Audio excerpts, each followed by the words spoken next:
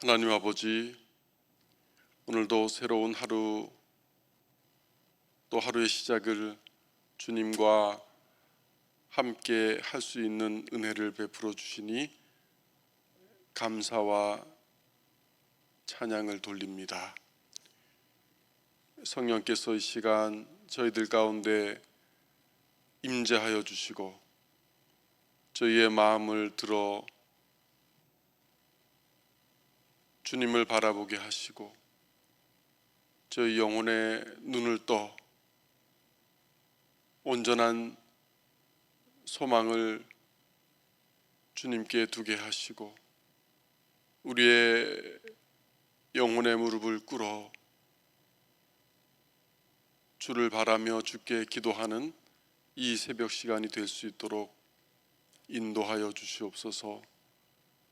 오늘의 처음 시간이 거룩하오니 하루가 주님 앞에 온전히 구별되게 하여 주시고 주님의 그 은혜와 도우심을 힘입어 하나님의 말씀을 붙들고 살아가는 저희들이 될 수 있도록 인도하여 주시옵소서.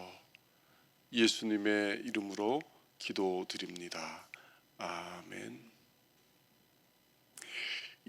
오늘 새벽에 보실 하나님 말씀 고린도 후서 1장 3절에서 6절까지입니다. 고린도 후서 1장 3절부터 6절까지입니다.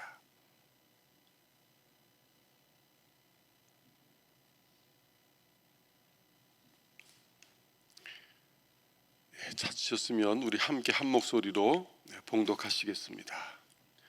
찬송하리로다. 그는 우리 주 예수 그리스도의 아버지 하나님이시요 자비의 아버지시요 모든 위로의 하나님이시며 우리의 모든 환난 중에서 우리를 위로하사 우리로 하여금 하나님께 받는 위로로서 모든 환난 중에 있는 자들을 능히 위로하게 하시는 이시로다. 그리스도의 고난이 우리에게 넘친 것 같이 우리가 받는 위로도 그리스도로 말미암아 넘치는도다.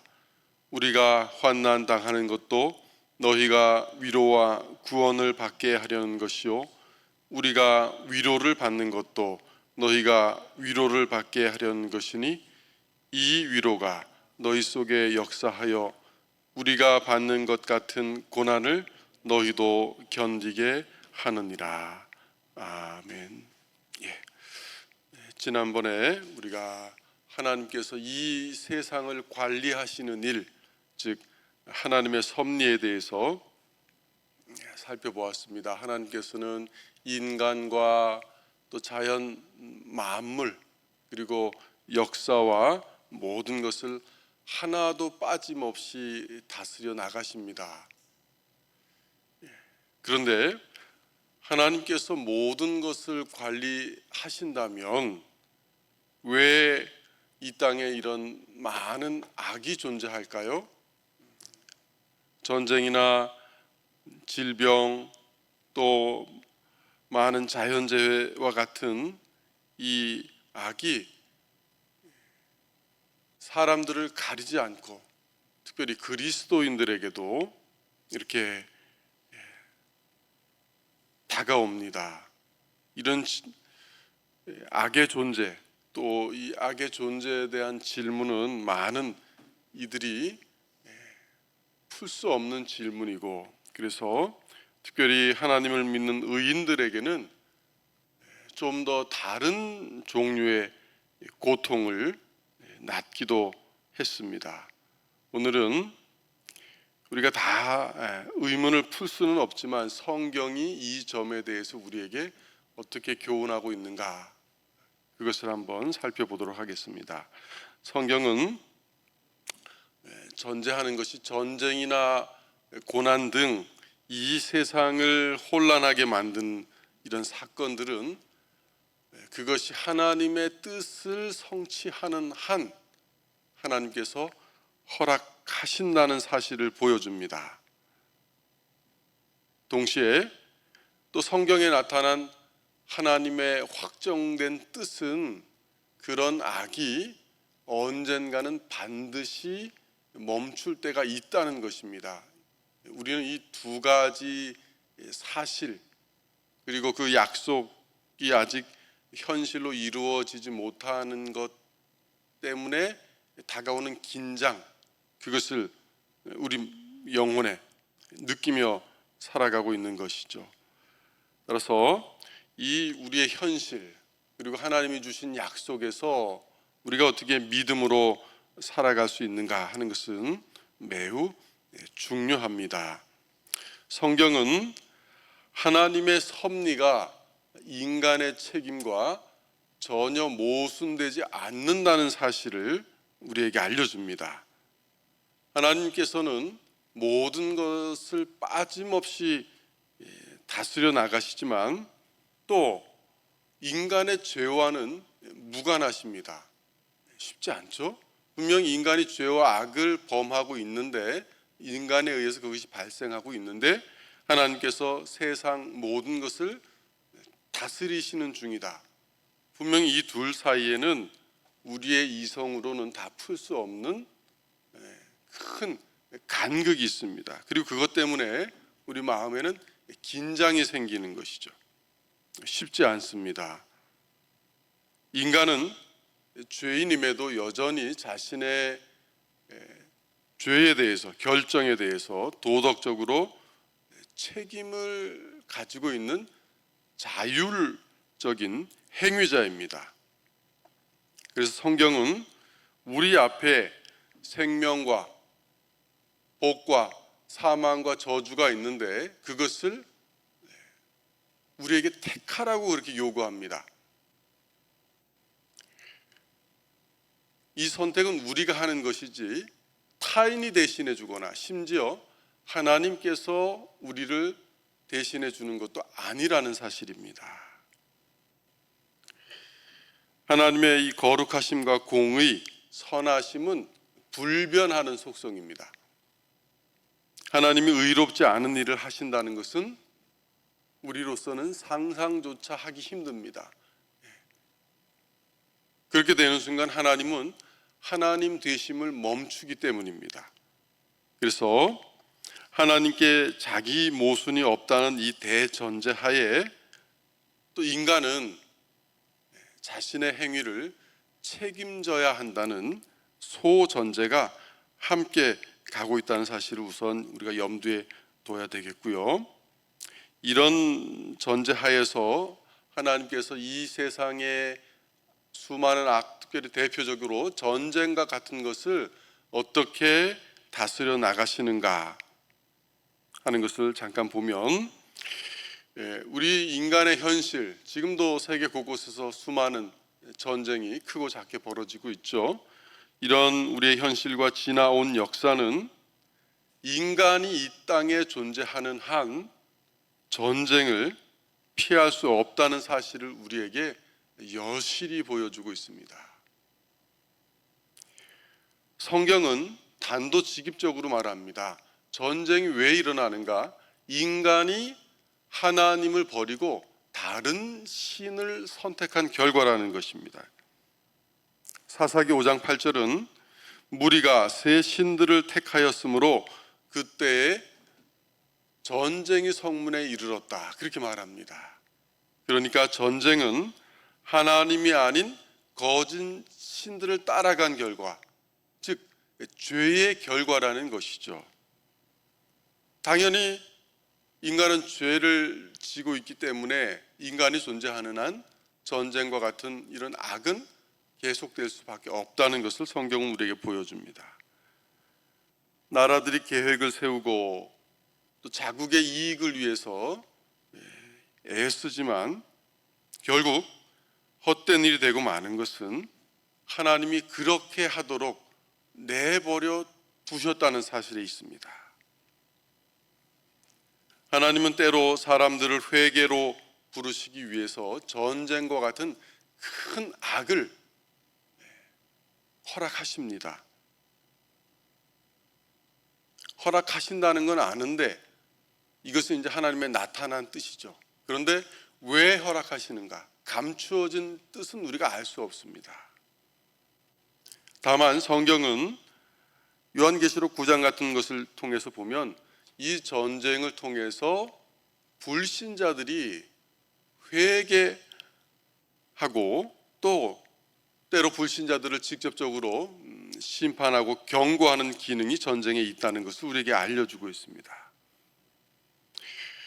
그럼에도 여전히 수많은 사람들은 전쟁이 주는 교훈을 깨닫고 회개하기를 거부하고 있는 것이 현실입니다.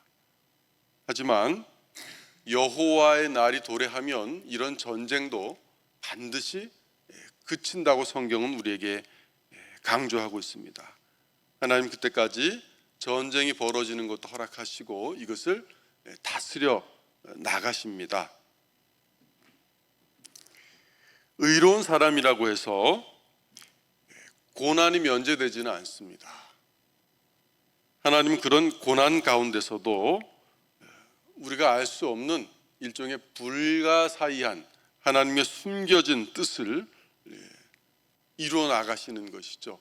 따라서 우리는 비극과 사고, 고난이 두말할 것도 없이 그것은 당사자의 죄 때문이다, 이렇게 생각하면 안 되는 것입니다. 세상에는 이유를 알 수 없는 애매한 고난도 많이 있기 때문입니다. 그리고 성경은 어떤 종류의 고난은 예수님을 따르는데, 즉 제자도의 필수 불가결한 특징이라고까지 말합니다. 주님은 바울을 부르시면서 이렇게 말씀하셨습니다. 아나니아에게 그가 내 이름을 위하여 얼마나 고난을 받아야 할 것을 내가 그에게 보이리라, 이렇게 말씀하십니다. 바울을 부르시는데 고난이 함께 간다고 주님이 그에게 보이신다는 것이죠. 잠언 3장 11절과 12절 그리고 히브리서 12장 5절에서 11절 말씀을 보면 고난을 가리켜 하나님께서 자녀들을 사랑하시는 수단이라고 알려줍니다. 대저 여호와께서 그 사랑하시는 자를 징계하시기를 마치 아비가 그 기뻐하는 자를 징계함 같이 하시느니라. 주께서 그 사랑하시는 자를 징계하시고 그가 받아들이시는 아들마다 채찍질 하심이라. 고난 없이 평안한 것, 때로 감사한 일이지만 또 뒤집어 보면 두려운 일이기도 합니다. 내가 하나님 없이 살아가는데 고난도 없이 평안 가운데 있다. 그것은 하나님의 심판일 수도 있다는 것이죠. 그래서 회개하지 않는 사람은 고난을 통해서 성화를 이루지도 못합니다. 반면 신자라면 하나님을 크게 떠나서 범죄한 이후에라도 종종 고난을 통해서 하나님 앞으로 돌아오는 것이죠. 시편 기자는 이렇게 고백했습니다. 고난 당하기 전에는 내가 그릇 행하였더니 이제는 주의 말씀을 지키나이다. 따라서 우리 그리스도인에게는 고난을 참을성 있게 기다려야만 하는, 고난 당할 때 하나님 앞에 그저 엎드려 있어야만 하는 이유가, 합당한 이유가 있는 것이죠. 때로 이해가 되지 않더라도 우리가 온순한 마음으로 고난을 받아들이면 하나님을 영광스럽게 해서 결국 하나님이 주시는 복을 받게 된다고 성경은 말하고 있습니다. 욥이 그 대표적인 경우라고 할 수 있습니다. 욥도 그 중간에 보면 하나님과 변론하다가 죄를 짓기도 했습니다. 그러나 욥이 완악한 모습을 보이지는 않았습니다. 그것은 너무나 큰 고통 가운데 나오는 일종의 비명이지 하나님을 향하여 악한 말을 낸 것은 아닙니다. 그래서 우리가 애매한 고난을 당할 때 이유를 모르겠지만 그래도 하나님이 나를 사랑하신다는 사실을 믿고 그렇게 온유한 마음으로 고난의 때를 견디면 하나님께서 복 주신다는 것이죠. 우리는 예수 그리스도께서 우리가 고난 당하실 때 도와주시고 붙들어 주신다는 사실을 믿어야 합니다. 그가 시험을 받아 고난을 당하셨은즉 시험 받는 자들을 능히 도우실 수 있다. 그렇게 성경은 우리에게 권면합니다. 그리고 더 중요한 것은 이 고난이 영원한 것이 아니라는 것이죠. 고난 앞에 서면 시계가 갑자기 멈춘 것 같습니다. 시간이 거꾸로 가는 것 같습니다. 그러나 고난은 일시적인 것이고 다 지나가는 것입니다.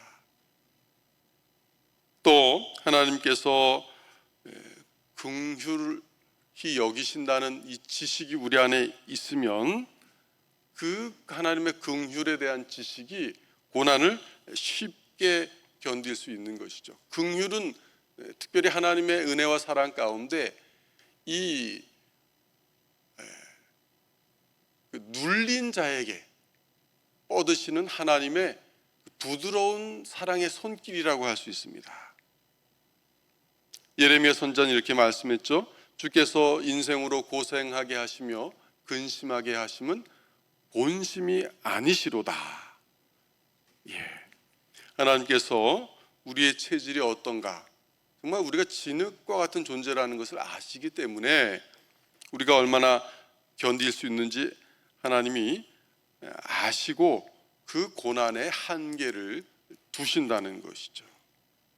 바울 사도는 사람이 감당할 시험 밖에는 너희가 당한 것이 없나니 오직 하나님은 미쁘사 너희가 감당하지 못할 시험 당함을 허락하지 아니하시고 시험 당할 즈음에 또한 피할 길을 내사 너희로 능히 감당하게 하시는도다.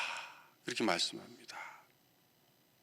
좋은 타이어 하나 생산해 내려면 타이어를 엄청난 압박을 강하고 또 뜨거운 사막을 달리게 하거나 아니면 얼어붙은 그 눈길을 달리게 해보는 것이죠. 그렇게 해서 나온 그 신제품이 시장에서 팔리는 것입니다.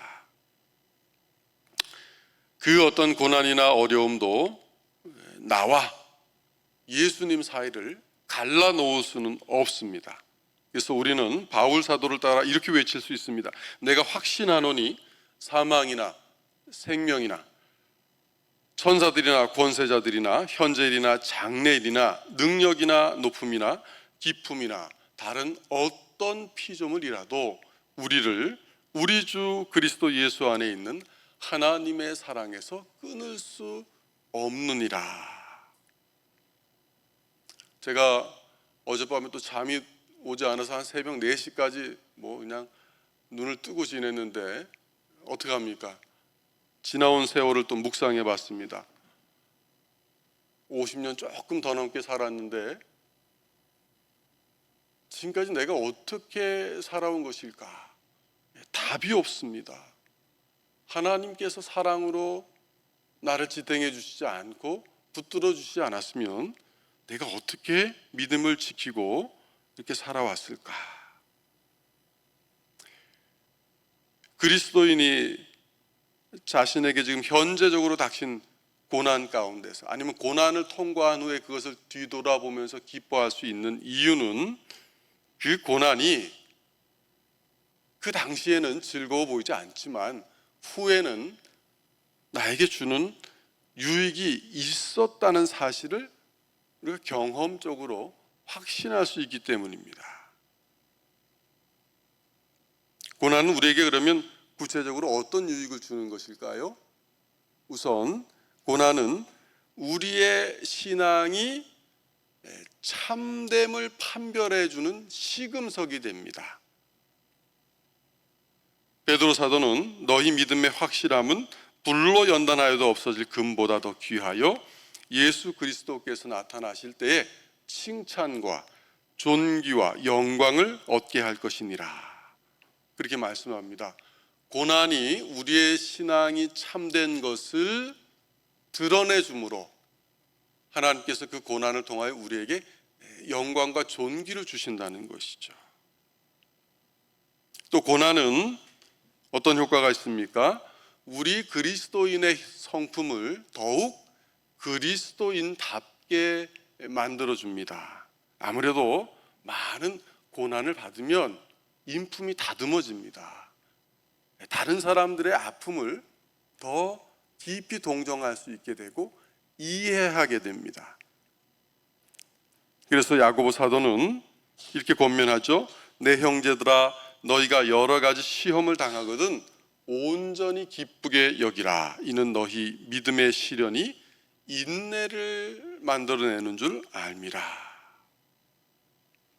그리고 고난은 그 고난 중에서 내가 하나님과 함께 하는 것, 하나님과 교제하는 것이 나에게 가장 소중한 자산이구나 하는 것을 깨닫게 해줍니다. 그리고 고난 중에 우리는 하나님의 진정한 위로를 발견하게 됩니다. 그리고 자신이 경험한 그 하나님의 위로를 가지고 다른 사람을 격려할 수 있는 것이죠.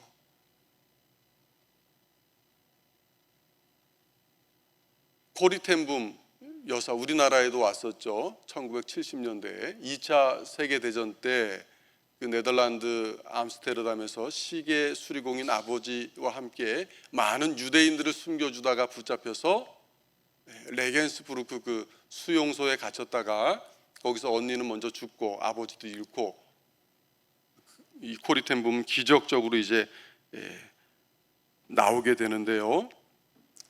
이 코리 텐붐이 우간다에 갔을 때 일입니다.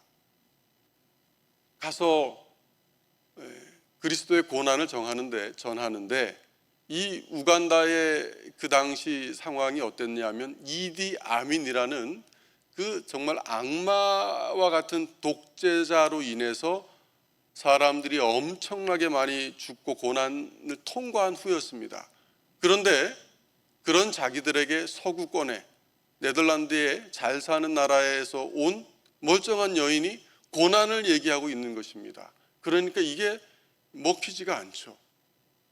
그래서 코리 텐붐이 기도하는 중에 자기가 2차 세계대전 때 어떤 일을 겪었는지 그렇게 간증을 하면서 그들을 위로하기 시작합니다.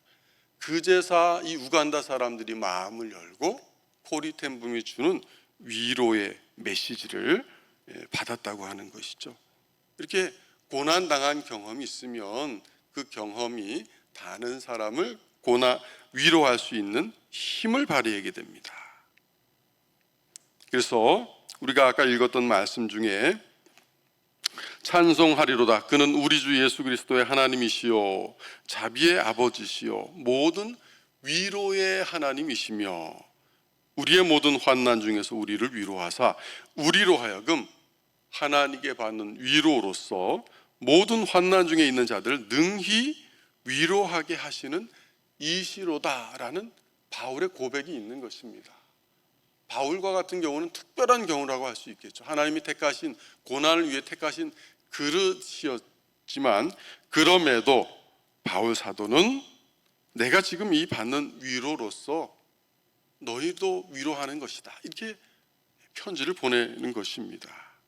이처럼 성도들이 그리스도를 위하여 특별히 주님을 위해서 주님의 교회를 위해서 고난 받을 때 주님이 주시는 특별한 위로가 있고 그리고 이런 위로를 받는 신자들은 다른 이들을 위로할 수 있는 힘을 얻게 된다는 것입니다. 그래서 성도의 모든 소망은 오직 하나님께만 있다는 것을 체험하게 되는 것이죠.